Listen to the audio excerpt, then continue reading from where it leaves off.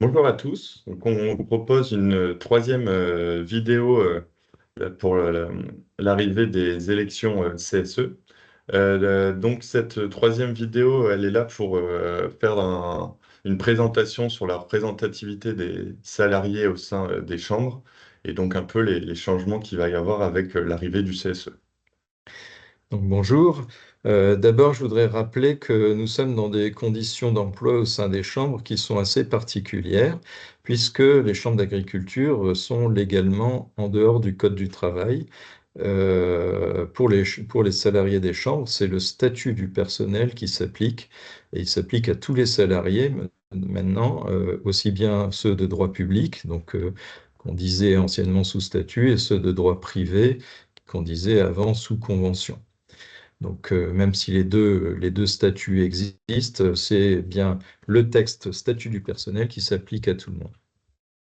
Ce statut est différent du statut des fonctionnaires et différent du Code du travail. Il est fixé par la Commission nationale paritaire et donc dans cette Commission nationale paritaire, nous verrons que les salariés sont représentés.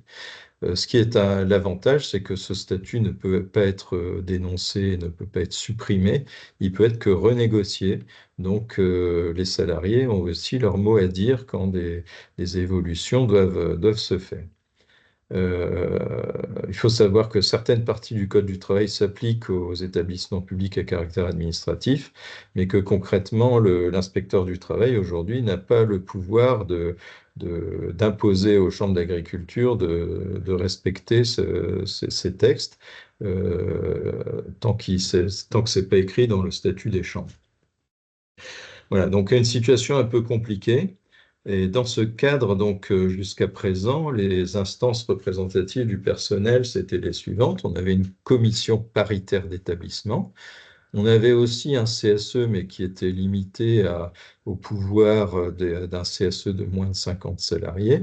Et puis un comité des œuvres sociales.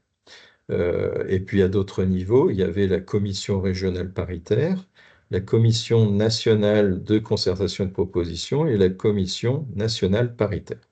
On reviendra un peu plus tard sur leur rôle et leur fonctionnement. Aujourd'hui, les modifications, vous les voyez, je les ai mises en vert. Donc à partir de ces prochaines élections, la commission paritaire d'établissement va disparaître et laisser place à un comité social économique, un CSE, qui va prendre tout son rôle comme prévu dans le Code du travail, un CSE pour plus de 50 salariés. Dans ce cadre-là, nous essaierons de conserver le comité des œuvres sociales, le COS, sous convention du CSE. C'est l'engagement que prend la liste CFDT. Nous voulons maintenir le comité des œuvres sociales parce qu'il fonctionne très bien et qu'il n'y a aucune raison d'en changer. Mais aussi, donc, à d'autres niveaux, la commission régionale paritaire disparaît, va être remplacée par une instance de coordination régionale, mais on ne sait pas bien à quoi ça va servir parce que, en gros, les fonctions principales de la commission régionale paritaire, qui étaient de fixer les frais de remboursement pour les déplacements, pour les repas et tout ça, a été réattribué à la CNCP au national. Et l'autre sujet, c'était de mettre à jour la convention collective, mais celle-ci n'a plus vraiment d'importance ni de rôle. Donc, et puis le troisième rôle de la commission régionale paritaire, c'était d'arbitrer, de donner un avis en cas de licenciement d'un collègue. Et en réalité, ben ça reviendra, c'est un rôle qui reviendra au CSE local.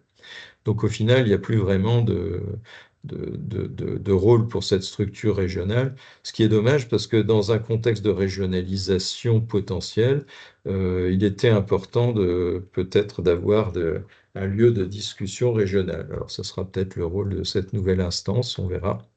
Et puis la CNCP donc, et la CNP restent en place et continuent à fonctionner.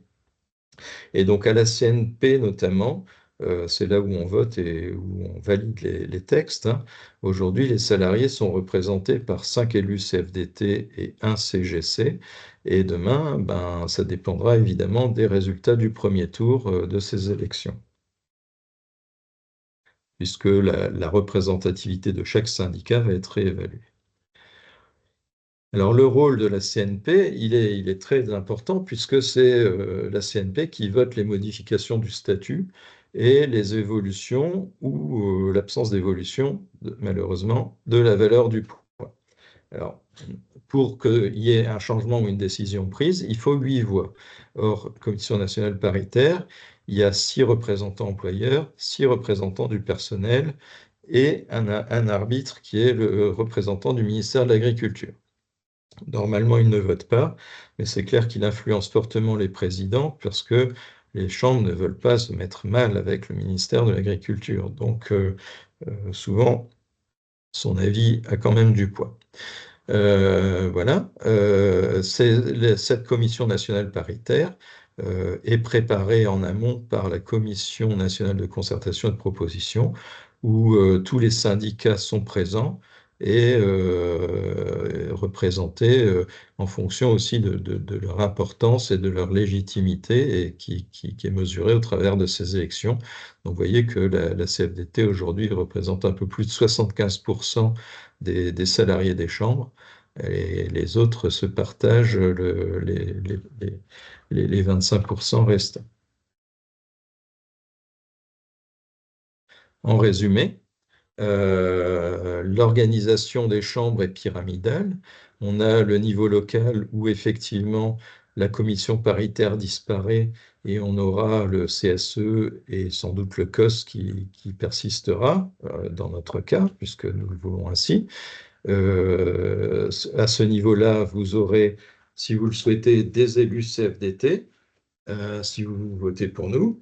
Et ensuite, eh ben, ces élus CFDT, ils ont un rôle important puisqu'ils ils communiquent avec les structures CFDT au niveau national pour que nos demandes soient cohérentes et relayées au niveau national, et que les demandes du national ne soient pas déconnectées de la réalité du terrain.